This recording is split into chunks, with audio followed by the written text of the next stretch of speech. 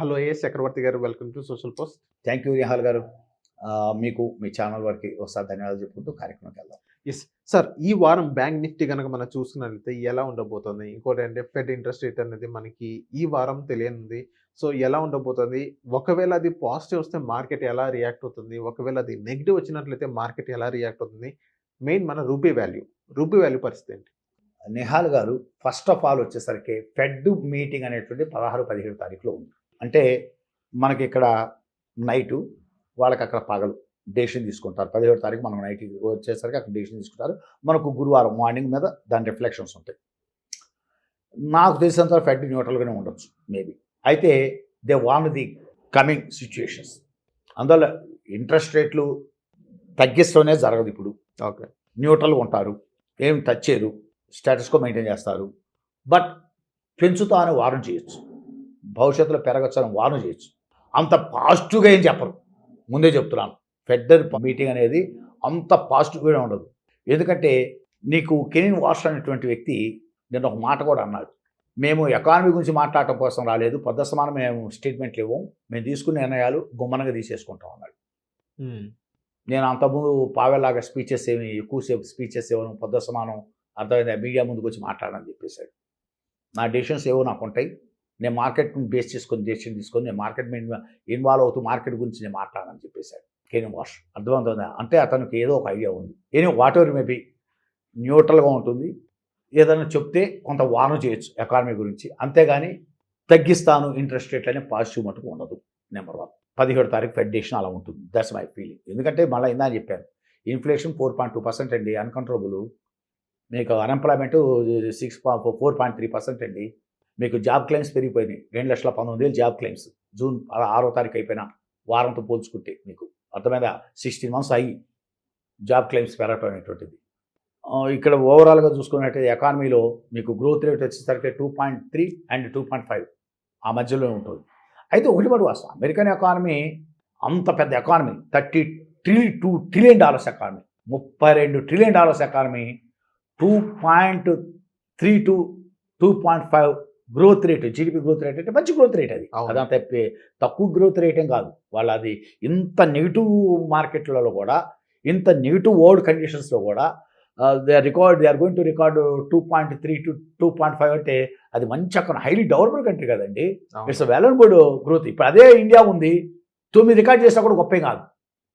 Actually చెబుతున్నాను, America అనేటువంటి 2.5 record చేస్తే అది గొప్ప నా దృష్టిలో. అయితే ఇది హైలీ డెవలప్డ్ కంట్రీ.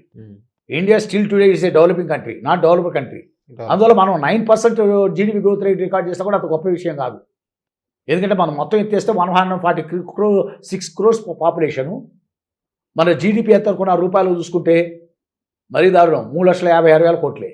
ఓకే, రూపాయలు చూసుకుంటే. డాలర్లు చూసుకుంటే $4.220 trillion. అందువల్ల వీటన్నిటి పరిగణలోకి తీసుకుంటే బాగానే ఉంది. అందువల్ల ఏదైనా ఒకటి మటుకు వాస్తవం, కెవిన్ వార్ష్ ఐడియాలజీ మటుకు అంత పాజిటివ్గా మటుకు ఉండదు, నెగిటివ్గా చెప్తాడా ఏదో చూడాలి, అదొకటి. అందువల్ల దాని డెసిషన్ అనేటువంటిది గురువారం రోజు తాత్కాలికంగా ఉంటుంది. మెయిన్ ఏంటంటే ఇక్కడ geopolitical tensions, Iran and America signing మీద ఉంటుంది, ప్లస్ క్రూడ్ ఆయిల్ కూల్ అవటం మీద ఉంటుంది. ఆల్రెడీ ధన పడిపోయి $82 చిల్లరకు వచ్చాయి, $82 వచ్చింది బ్రెంట్ క్రూడ్ ఆయిల్ బ్యారల్.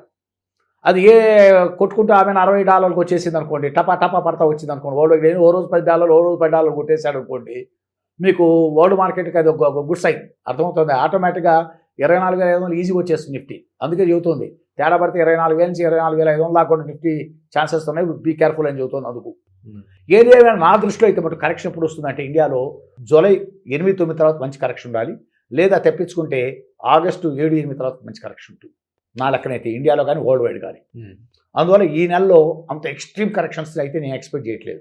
ఎందుకంటే ఇప్పుడు వచ్చినటువంటి షార్ట్ కవరింగ్ అని చూసారా, ఇదంతా ఈ మంత్ ఎండింగ్ అయిపోవాలి, మన నెక్స్ట్ మంత్ కాంట్రాక్ట్ ఇరికించాలి, ఆ తర్వాత ఏమైనా కరెక్షన్స్ ఎక్స్పెక్ట్ చేస్తున్నాను, హెవీ కరెక్షన్స్. ఓకే, ఈ నెలలో అయితే heavy corrections I'm not expecting. Okay, and next rupee value వచ్చేసరికి మీకు మీరు అనుకున్నంత రూపీ ఏం కవర్ అవ్వట్లేదు. మీరు గమనించారు లేదు, మీకు రాత్రి కూడా $95.17 క్లోజ్ అయ్యి, $90.17 అంటే అంత ఎక్స్ట్రీమ్ ఏం కవరింగ్ ఏం లేదు. రూపాయి వాల్యూ అనేటువంటిది క్యాష్ డెఫిసిట్ పెరుగుతున్నంతకాలం అండి, ఎఫ్ఐలు డిఐస్ రానంతకాలం అండి, నీకు రూపీ వాల్యూ స్టేబుల్గా ఉండదు. నీకు అర్థమైంది? అది ఖచ్చితంగా రూపాయి వాల్యూ కొలాప్స్ అవుతూనే ఉంటుంది. ఎక్కడ దాకా వెళ్తుంది సార్? నేను 105 రూపాయలు ఎక్స్పెక్ట్ చేస్తున్నాను with in 6 months. Year ending. Year ఎండింగ్లో మీకు 105 రూపీస్ ఎక్స్పెక్ట్ చేస్తాను. కొంతమంది 120 అంటున్నారు కానీ ఐఎమ్ నాట్ ఎక్స్పెక్టింగ్ 120 రూపీస్. అవి $1 కూడా 120 rupees I'm not expecting. I'm expecting 100 to 105 between ఉంటుంది నీకు. అందువల్ల ఎందుకంటే క్యాష్ డెఫిసిట్ అన్కంట్రోలబుల్. నీకు ఇండియన్ గవర్నమెంట్ ఏదో మీకు మనం గవర్నమెంట్ బాండ్స్ మీద సెక్యూరిటీస్ మీద ఆటోమేటిక్గా మనం తీసేసాం, ట్యాక్స్ ఎగ్జంప్షన్స్ ఇచ్చాం, ఇన్కమ్ ఇంట్రెస్ట్ మీద ఇన్కమ్ ట్యాక్స్ ఎగ్జంప్షన్స్ ఇచ్చాం, ఇవన్నీ చెబుతున్నారు కానీ వీటన్నిటికీ అంత అట్రాక్ట్ అవ్వలే. They are not attracted. FIs and DS not attracted. అందువల్ల వాళ్ళు వచ్చే బాండ్స్, ఇండియన్ గవర్నమెంట్స్ బాండ్స్లోని పెద్ద ఇన్వెస్ట్ చేస్తే అంత సీన్ ఏం కనపడట్లే. కనపడితే దాని ఎఫెక్ట్ వెంటనే కనపడుతుంది రూపాయి మీద. రూపాయి ఏం కవర్ అవ్వట్లేదు, ప్రాపర్ కవర్ అవ్వట్లేదు, మీరు గమనించండి. అందువల్ల అదొకటి. తర్వాత వచ్చేసరికి మీకు ఇండియన్ మార్కెట్లో నుండి ఇన్ఫ్లేషన్ అన్కంట్రోలబుల్గానే ఉంది ఇప్పటికీ, ఫ్రాంక్గా చెప్తున్నాను. క్యాష్ డెఫిసిట్ కంట్రోల్ చేయట్లేదు. మీకు చాలా కొన్ని బ్యాంకులు కొంత ప్రాబ్లంలో ఉన్నాయి, అవన్నీ మనం డిస్కస్ చేయటం అనవసరం, చెప్తున్నాను. కొంత ఉంది. ఏది ఏమైనా వాట్ ఎవర్ మేబీ మీకు వచ్చేసరికి ఈ పెరుగుదల అనేటువంటిది తాత్కాలికాలే. వరల్డ్ మార్కెట్ బాగుంటాయేమో కానీ ఇండియన్ మార్కెట్ అంత 24,500 వస్తే మటుకు అక్కడి చూడాలి అసలు ఇండియన్ మార్కెట్ కండిషన్స్, మనకి ఎఫ్ఐలు ఫ్లో ఎలా ఉంటుంది, డిఎస్ ఫ్లో ఎలా ఉంటుంది, రాబోయే 2 నెలలు వేచి చూస్తే కానీ మనకు ఒక కంక్లూజన్ రాలేవు. రూపీ వాల్యూ కవరింగ్ ఇవన్నీ మనం ఒక 2 నెలలు అవుతే కానీ ఇండియన్ మార్కెట్ కండిషన్స్ కరెక్ట్గా అంచనా వేయలేవు.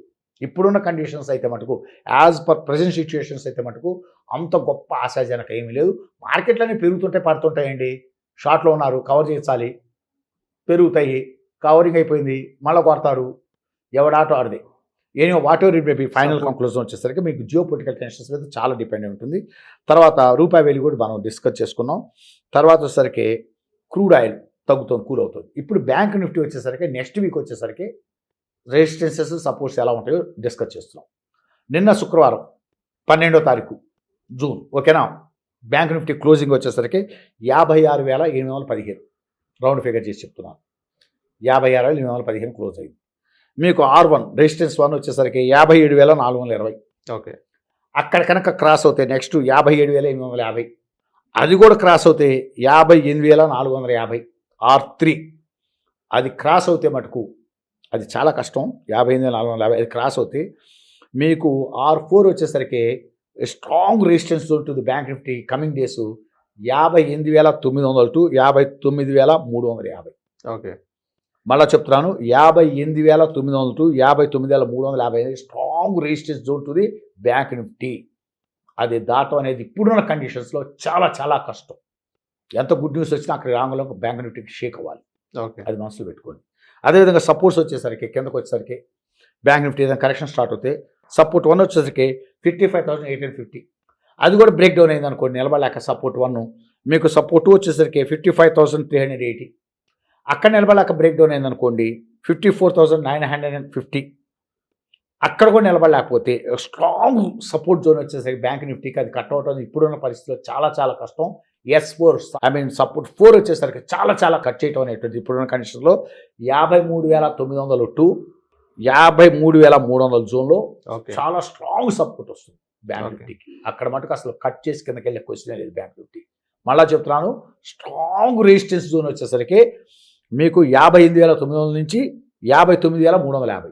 స్ట్రాంగ్ సపోర్ట్ జోన్ వచ్చేసరికి మీకు 53,900 నుంచి 53,300 అనేది స్ట్రాంగ్ సపోర్ట్ జోన్ బ్యాంక్ నిఫ్టీకి.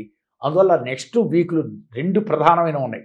ఒకటి అమెరికా ఇరాన్ మధ్య పీస్ అగ్రిమెంట్, ఒకటి 2 ఫెడ్ మీటింగ్, ఒకటి. ఈ రెండింటి విషయాన్ని బేస్ చేసుకొని వరల్డ్ మార్కెట్స్ మొత్తం కూడా మూవ్ అవబోతున్నాయి. వాటిని బేస్ చేసుకొని ఇండియన్ మార్కెట్స్ కూడా మూవ్ అవబోతున్నాయి.